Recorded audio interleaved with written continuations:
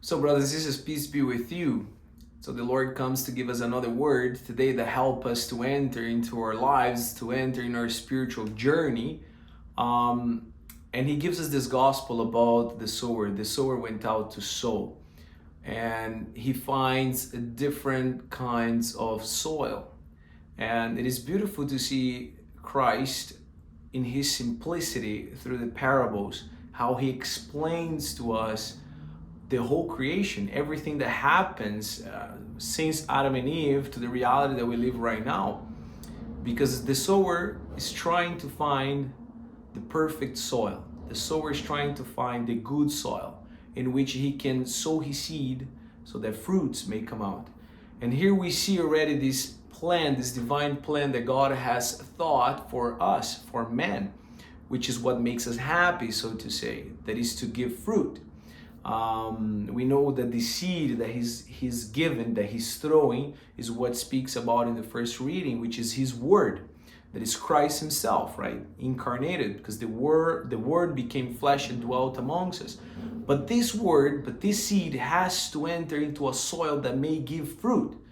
And we know well that these fruits, these abundant fruits, so to say, that God waits for, that he has thought for us to have, is love. At the end of the day, this fruit is to love, but to love in the dimension of the cross, to love the enemy, to love as Christ has loved us, love one another as I have loved you. Not this kind of love that the world so speaks about. But the problem is that the sower now, he finds different kind of soils. He sees that there is problem because all of us, brothers and sisters, all of us, we've been created as this perfect soil, which is the image and likeness of God. But the problem is that because of sin, the reality of sin that entered into man, now this soil has some problems or some difficulties, which makes him incapable of this seed to go through and to give fruits, right? And then Christ, he starts saying, and it's interesting because he names three impediments for the seed to go into the soil and give fruits: of the birds, the stones, and the thorns. And these, the fathers of the church, they say that these three impediments are the very three enemies that we as Christians we have. What do you mean, Father? Well, first of all, we have to believe that our enemy is not the other, right? That my enemy is not my husband, my wife. My enemy is not my children, my parishioners, my bishop. No, my boss, my parents. No. We Christians, we have three common enemies, which is the world, the flesh, and the devil.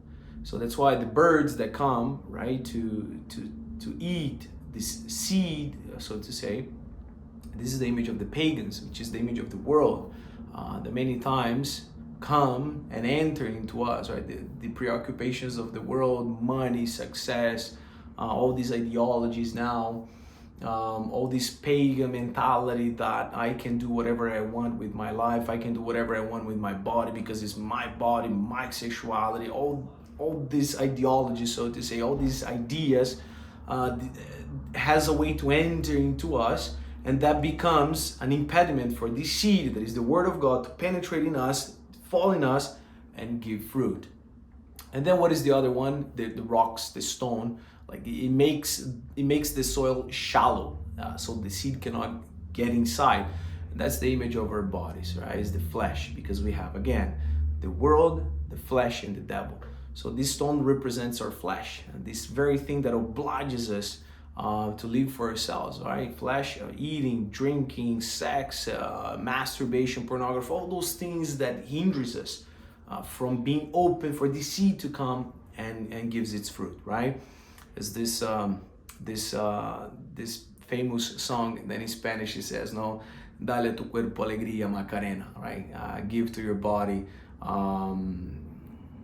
give happiness to your body, Macarena. That's what it actually says, right?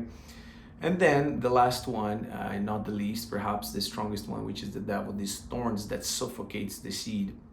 And all of us, we've been affected by that, and all his lies that he tells us, that God has made a mistake with us, because of the Father that God has given to you, because that's the devil. And the devil, he's always there interpreting your life to us. He's always there interpreting this beautiful picture that God has thought for our lives, and that chokes the seed, so to say, and that seed cannot enter in, because for the seed to enter in, I have to trust in God. But the problem is that all these lies that the devil has told us, they're like thorns. They suffocate the seed, right? The lie that perhaps God doesn't love you, that God has made a mistake because, look, you see, you're fat, or my husband left, or my parents, they didn't love me, or you see, nobody cares for me, or look at my life, how it is, the financial difficulties, you see, I'm alone, or all those lies that the devil are constantly bombarding us with, all that chokes the word of God.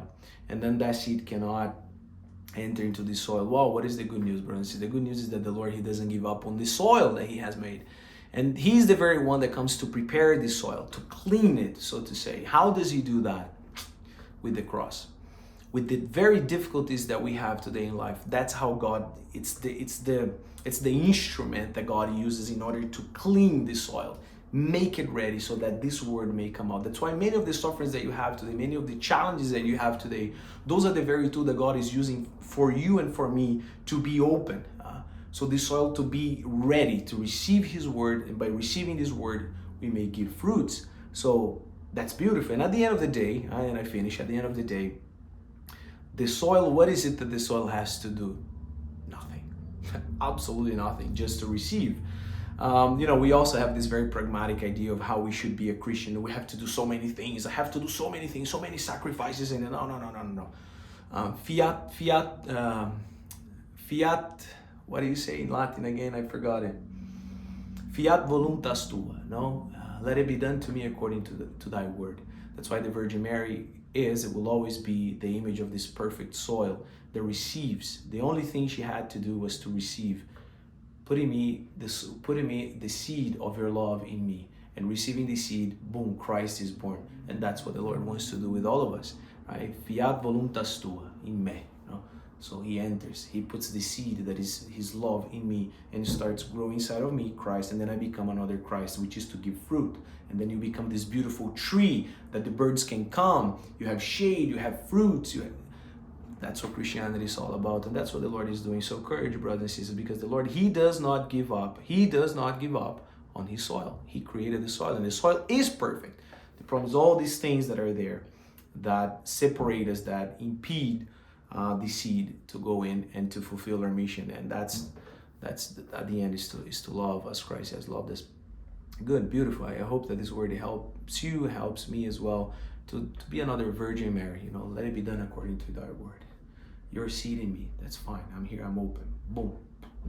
That the Lord, he will do it. He will do it. God bless you all.